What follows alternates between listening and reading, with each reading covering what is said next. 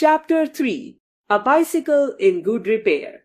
Section 1. One evening, a gentleman I knew casually suggested we embark on a lengthy bicycle excursion the following day. Enthusiastic about the prospect, I readily agreed, rising uncharacteristically early for myself.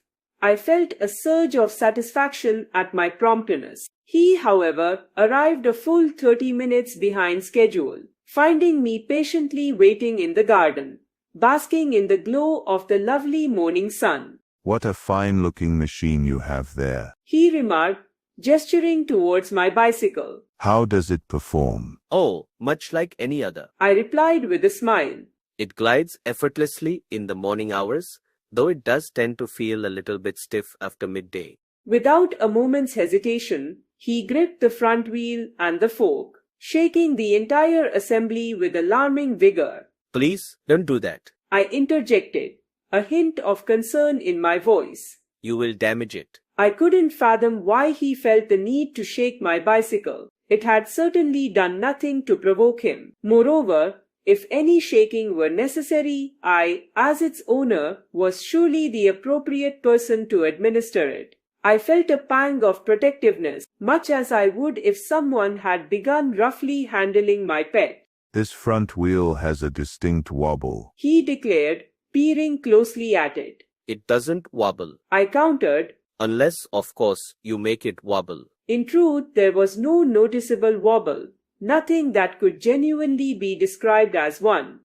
"This is quite unsafe," he stated firmly. "Do you happen to have a hammer?" I knew I should have stood my ground, but a tiny part of me considered that perhaps he truly possessed some hidden expertise in such matters. Resigning myself, I headed to the tool shed to see what instruments I could unearth. When I returned, I was met with a bewildering sight.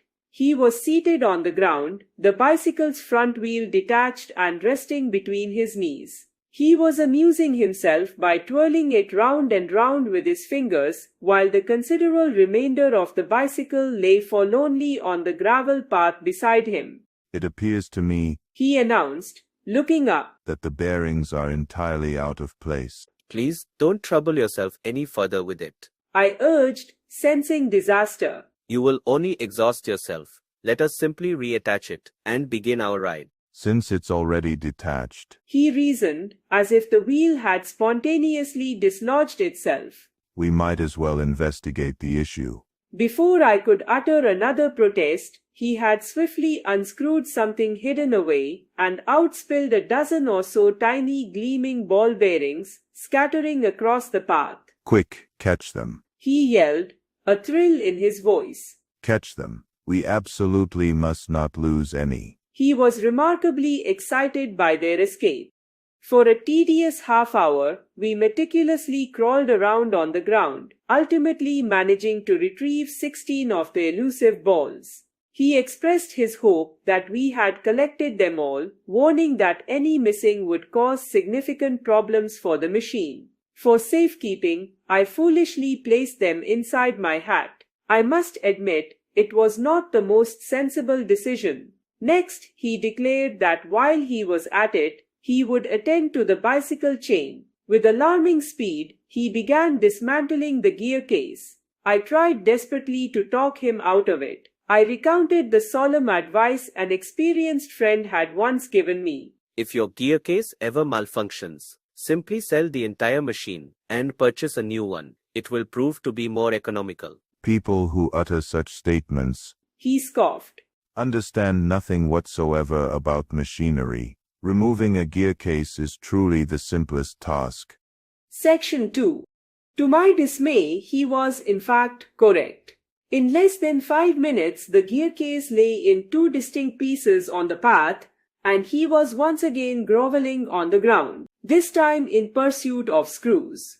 He mused aloud that the mysterious disappearance of screws had always baffled him. Common sense screamed at me silently.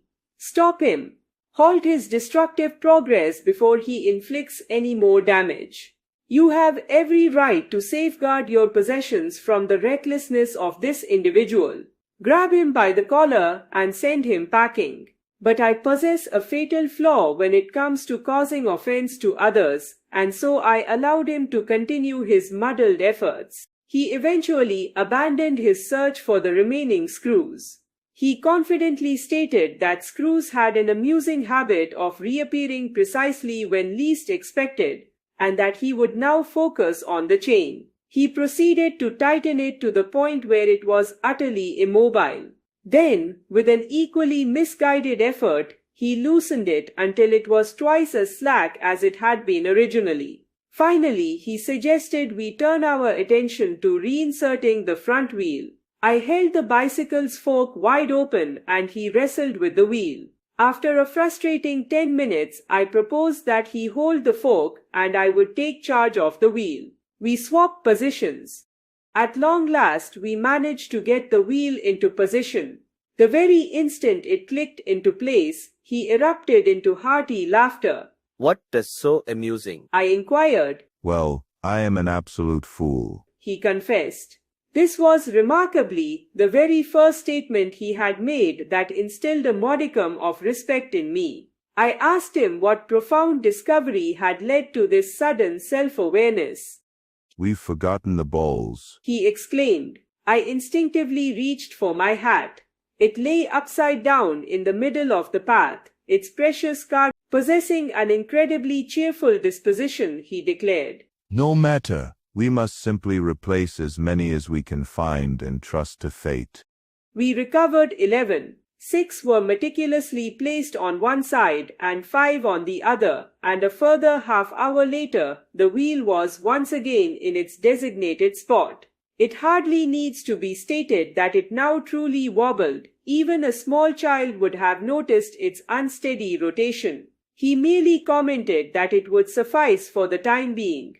Watching your process today, I observed with an inner sigh, has been genuinely enlightening. It's not merely your skill that fascinates me, but your unwavering self-assurance, your inexplicable optimism, which truly does me good.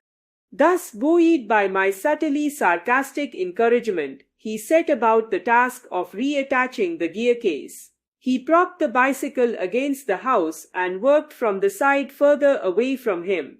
Then he moved it against a tree and worked from the side closer to him. Next, I held it for him while he lay on the ground, his head positioned between the wheels, working from below and liberally dripping oil upon himself. Eventually, he snatched the bicycle from my grasp and contorted himself over it until he lost his balance entirely, sliding ignominiously onto his head. At this point, his composure finally broke. He lost his temper and resorted to bullying the unyielding machine. The bicycle, I was rather pleased to note, exhibited a remarkable spirit. The ensuing struggle quickly descended into little more than a violent scuffle between the man and the machine. One moment, the bicycle would be sprawled on the gravel path with him triumphantly atop it. The next, their positions would be reversed. He on the gravel, the bicycle pinning him down. Occasionally, he would stand flushed with a momentary victory, the bicycle firmly clamped between his legs. But his triumph would be fleeting. With a sudden swift movement, the bicycle would cleverly free itself and, turning upon him, strike him sharply over the head with one of its handlebars. At 1:45, looking grimy and disheveled, with a few cuts and even a trickle of blood, he finally announced, I believe that will do. He rose slowly and wiped his brow. The bicycle, too, appeared to have had quite enough of the ordeal. It would have been genuinely difficult to ascertain which of them had endured more punishment. I led him into the back kitchen where he cleaned himself as best he could. Then, with a profound sense of relief, I sent him home.